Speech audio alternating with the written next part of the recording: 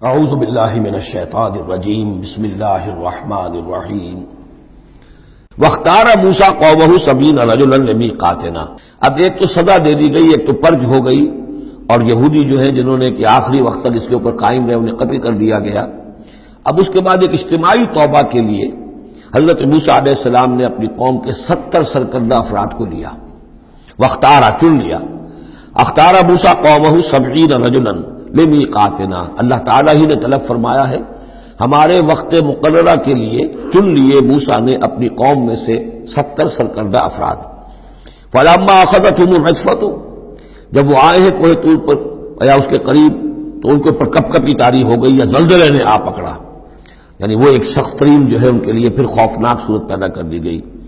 قال رب، حضرت موسیٰ نے عرض کیا پروردگار، لو شئت اہلکتہم من قبل وإیایا، اگر تیری مشیت یہی تھی تو اس سے پہلے ہی ہمیں بھی ہلاک کر سکتا تھا، مجھے بھی کر سکتا تھا، انہیں بھی کر سکتا تھا۔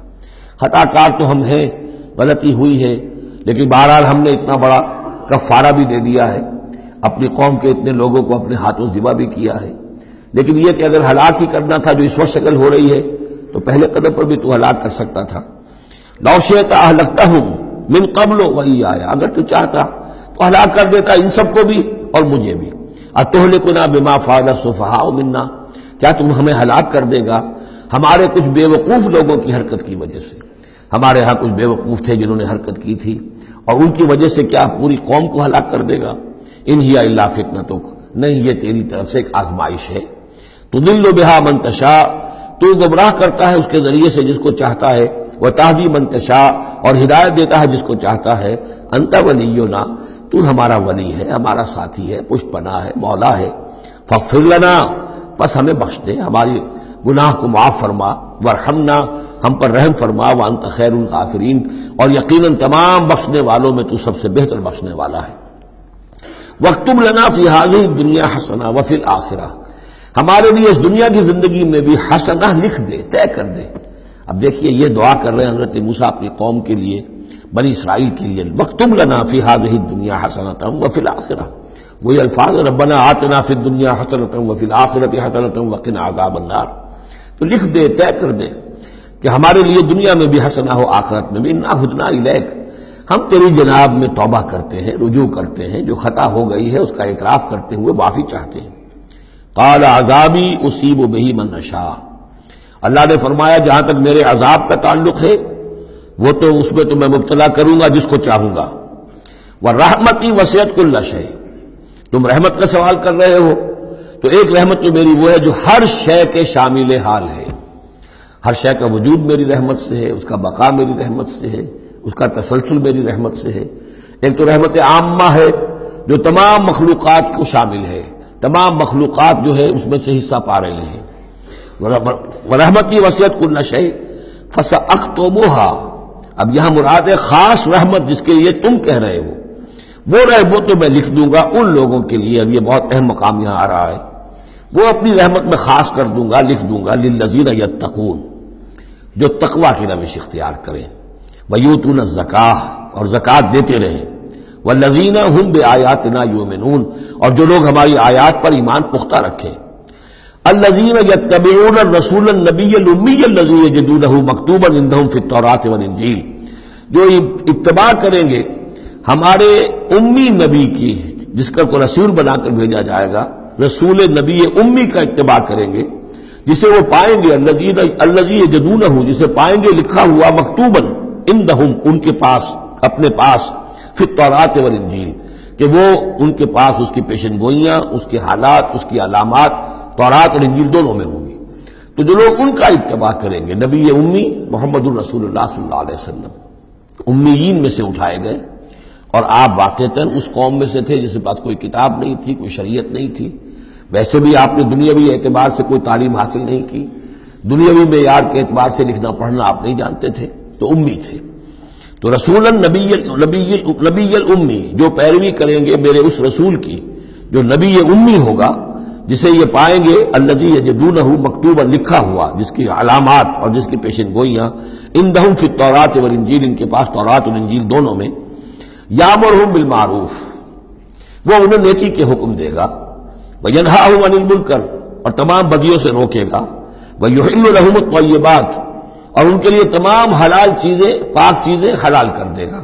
یعنی جو ہم پڑھ چکے ہیں کچھ چیزیں تھیں کہ جو بنی اسرائیل پر ان کی شرارتوں کی وجہ سے بھی حرام کر دی گئی تھی، یہ تمام بندشیں اٹھا دے گا، تمام پاکیزہ چیزوں کو ان کے لیے حلال کرے گا. وَيُحَرِّمُ عَلَيْهِمُ الْخَبَائِثَ اور جتنی خبیث ناپاک چیزیں ہیں انہیں حرام قرار دے گا. وَيَضَعُ عَنْهُمْ إِصْرَهُمْ وَالْأَغْلَالَ الَّتِي كَانَتْ عَلَيْهِمْ اور ان سے اتار دے گا، دور کر دے گا، انہیں نجات دے گا ان کے بوجھوں سے اور ان کی ان توقوں سے کہ جو ان کے اوپر پڑے ہوئے ہوں گے. یعنی مختلف رسوم اور رواج، ان کے توق جو لوگ باندھ لیتے ہیں اپنے گلوں کے اندر. چاؤ چاؤ میں کچھ لوگ دولت والے جو ہیں وہ نئی نئی رسمیں ایجاد کرتے ہیں، نئے نئے تہوار ایجاد کرتے ہیں، نئی نئی جو ہے اور تقریبات کا چرچا ہو جاتا ہے. غریبوں کے لیے بھی ان کو پورا کرنا پڑتا ہے. شادی بیاہ کی یہ تقریبات ہیں. اب ان کے پاس حرام کی دولت کے انبار جمع ہیں، ان کے لیے تو اپنی دولت مندی کے اظہار کا موقع ہے. کیسے پتہ چلے گا ہم دولت مند ہیں؟ اسی طریقے سے جیسے کہ ہندوؤں کے ہاں بنیے کی دولت یا لگتی تھی مکان پر یا بیاہ شادی پر، باقی کھانا پینا ان کے ہاں نہیں تھا، نہ اچھا پہننا، نہ اچھا کھانا، نہ اچھا پینا. لیکن مکان بنائیں گے تو عالیشان، اور دوسرے یہ کہ شادی کریں گے تو پھر ٹھاٹ کے ساتھ. یہی ہمارے ہاں بھی معاملے چلے آ رہے ہیں. وہ ہندوانہ پس منظر ہے اور اس میں رسومات ہیں. اب یہ امیروں کے لیے تو چونچلے ہیں، غریبوں کے لیے یہ اسر اور اغلال ہیں. اسر وہ بوجھ کو جن کو لے کے چل نہ سکے. نتیجہ کیا نکلتا ہے؟ بچیاں بیٹھی ہوئی ہیں، ہاتھ پیلے نہیں ہو سکتے، شادی نہیں ہو سکتی، نہ نومن تیل ہو، نہ رادہ ناچے، نہ سارے تقاضے پورے ہوں، نہ شادی ہو سکے.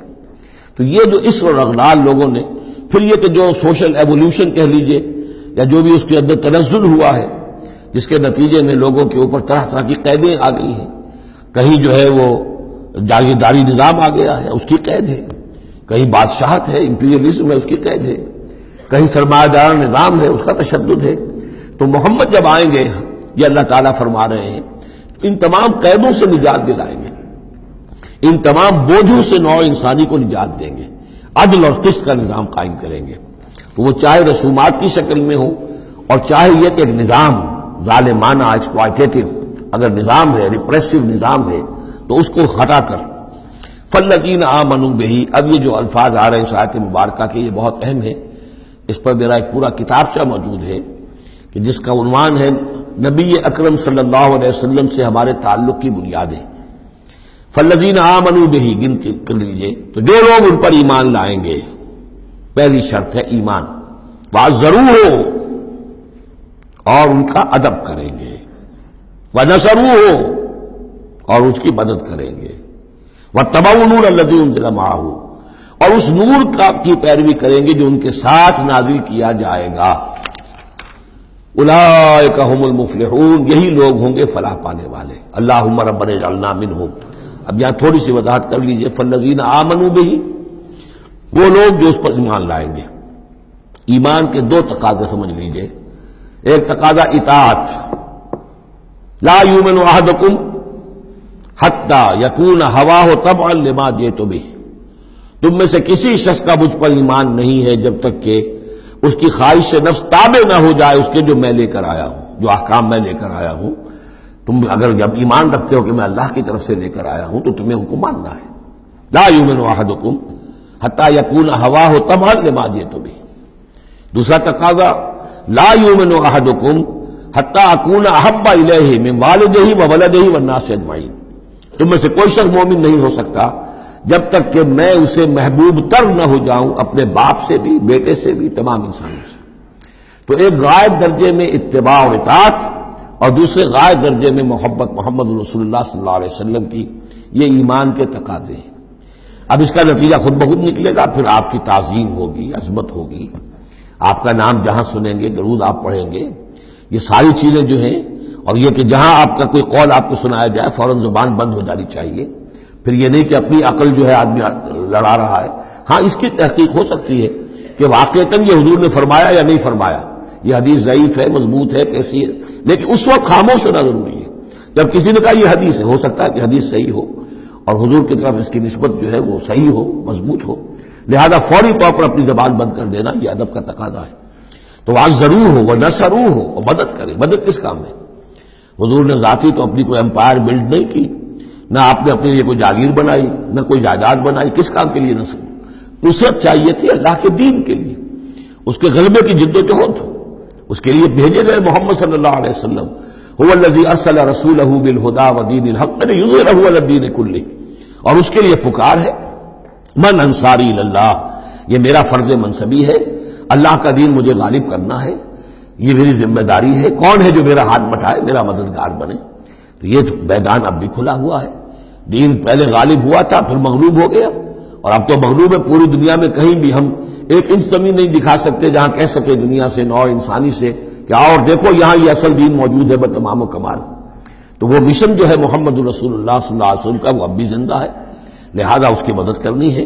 وَاتَّبَعُوا النُّورَ الَّذِي أُنزِلَ مَعَهُ، اور اس مشن کی تکمیل میں جو راستہ ہے، جو طریقہ اللہ نے بتایا ہے، وہ اس قرآن کے ذریعے سے ہے، تذکیر قرآن سے، تبلیغ قرآن کی، انذار قرآن سے، تبشیر قرآن سے، تعلیم قرآن کی، یتلو علیہم آیاتہ ویعلمہم الکتاب والحکمۃ ویزکیہم، اس کے ذریعے سے لوگوں کو کھینچو، لوگوں کو نکالو گندگیوں میں سے اور اندھیروں میں سے، لوگوں کے اندر ایمان کی شمع روشن کرو، پھر انہیں منظم کرو، جمع کرو، پھر باطل سے ٹکراؤ۔